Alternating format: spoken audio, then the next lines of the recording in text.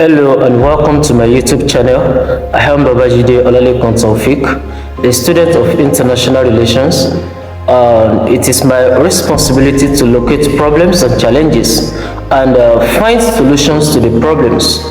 If you're new here, please subscribe to my channel and click on the bell icon to receive notifications whenever I upload new videos. Thank you. Today on this channel we will be discussing the problems of military intervention in African politics, the causes, effects and possible solutions to mitigate the risk of military intervention in Africa. First, what exactly do we mean by the word military intervention? Military intervention in politics refers to when the military, whether through a coup d'etat or indirect influence, plays a significant role in determining or changing the political leadership and governance of a country. African military is a creation of product of colonialism. They were created in order to promote and protect the interests of the colonial masters during the colonial era. However, they maintain their position even after African countries gained their independence. The sole responsibility of the military is to defend and protect the territorial integrity of the state, to provide internal security when necessary, as well as to embark on humanitarian services in case of disaster, whether natural or artificial disasters.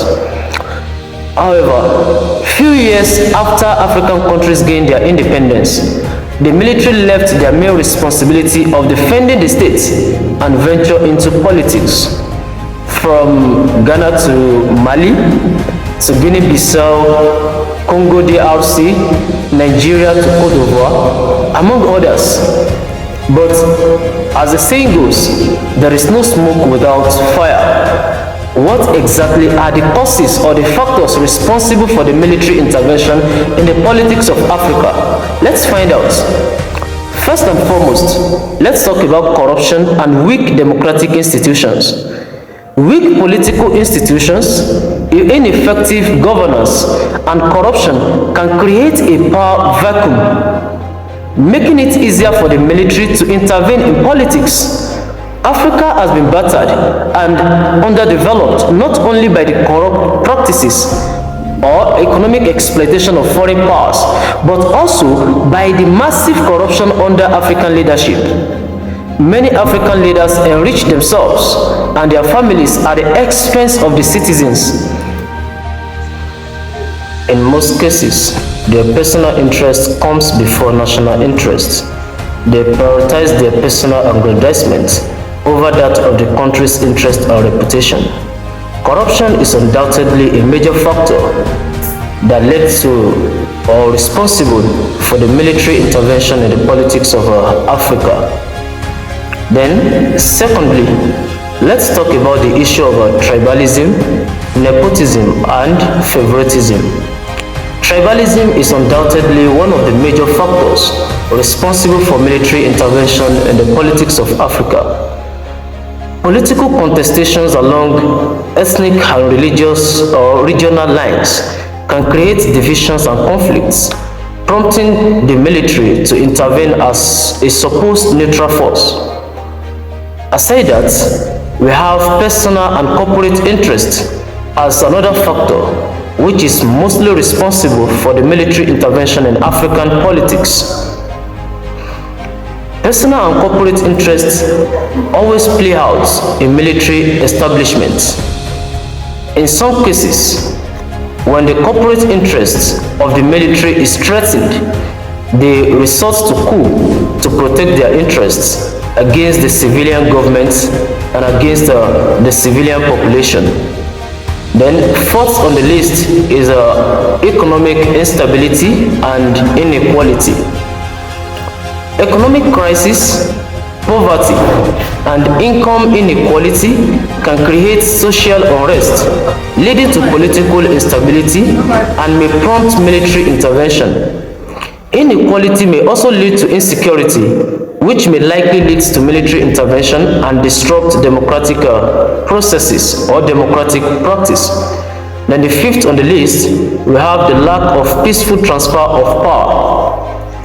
Another salient reason for many military intervention in politics of Africa is the lack of peaceful transfer of power in democratic process.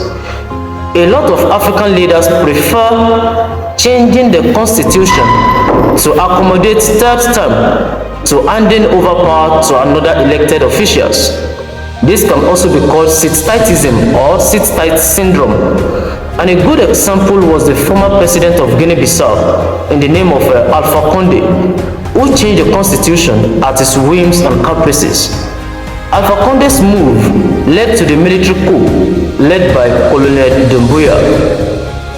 Another factor which may be responsible or that has always been responsible for military intervention in the politics of Africa is foreign intervention or international conspiracy. It is widely believed that the coup that led to the overthrowing of Dr. Kwame Nkrumah of Ghana, the killing of Patrice Lumumba of DRC Congo, the killing of General Murtala Mohammed of Nigeria was all believed to have been strategically masterminded and spearheaded by the CIA. Some Africans were sponsored to carry out this coup against African leaders. Why? Because their existence or their policies threatened the interests of these foreign powers, so they deemed it fit to take them out of the scene in order to perpetuate their evil deed, in order to continue the exploitation, the economic exploitation of Africa. Therefore, all these factors that we've mentioned are the factors that are responsible for military intervention in the politics of Africa. To this end, let's now dive into the effects of military intervention. Whatever have a cause will surely have an effect. In this case, it's not just an effect. There are numerous effects of military intervention on the continent of Africa.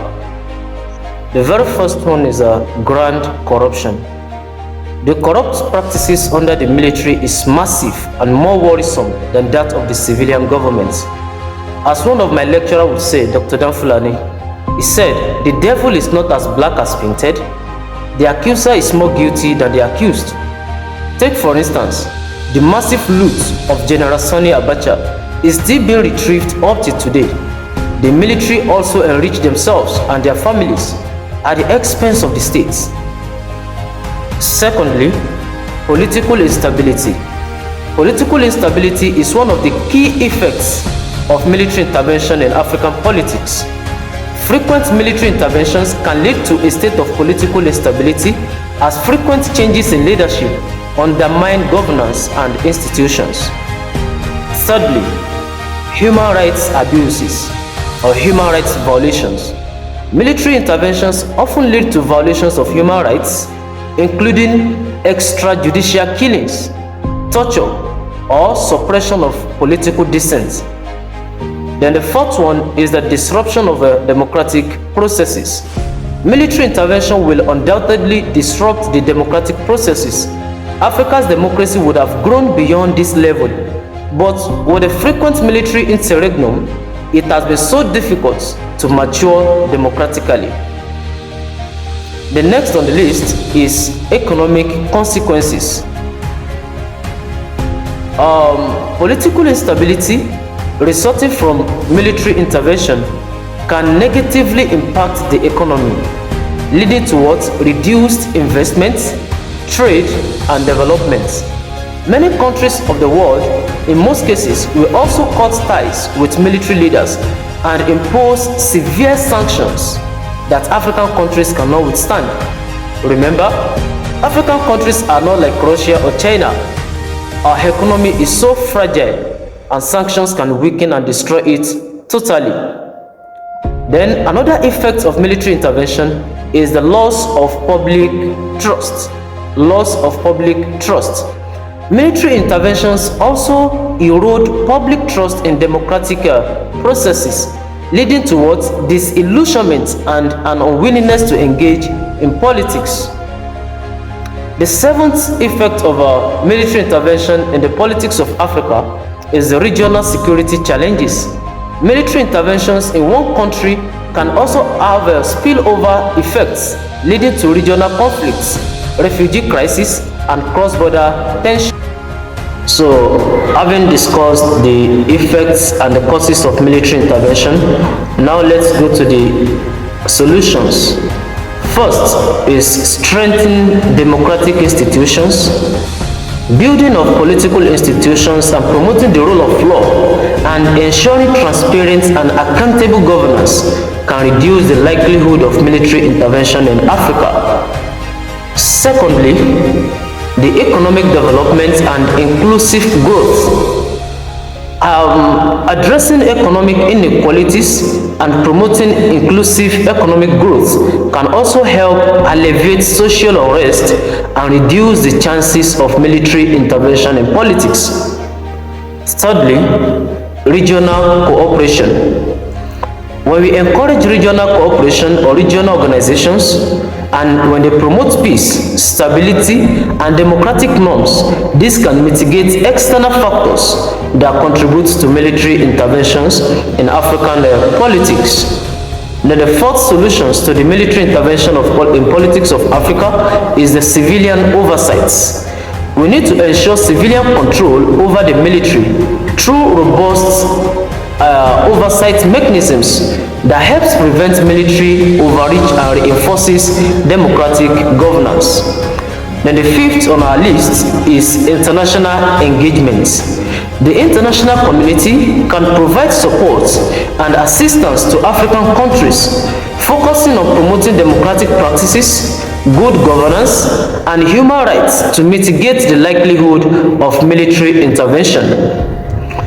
It is therefore important to note that each country's context is unique, despite the fact that we are all Africans, and the solutions must be tailored accordingly to address the specific challenges and the root causes of military intervention in African politics.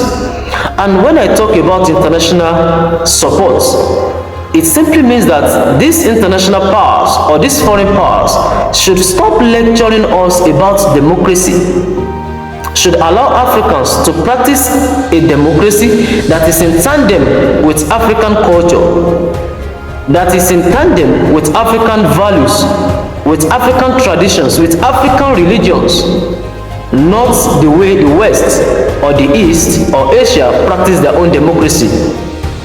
We don't have the same traditions and the same values. Therefore, the way we practice our democracy will be different. It doesn't mean we should adopt the 4 years term of America, or 5-year term of Russia, or 6-year term of another country. We should devise a means that fits into our society. Do not forget to like, subscribe, and share widely. This channel is focused on sharing educating and inspiring content that will help us in our academic life, as well as to know what we are supposed to do or our role in taking Africa to the greater heights. Thank you and God bless. See you next time.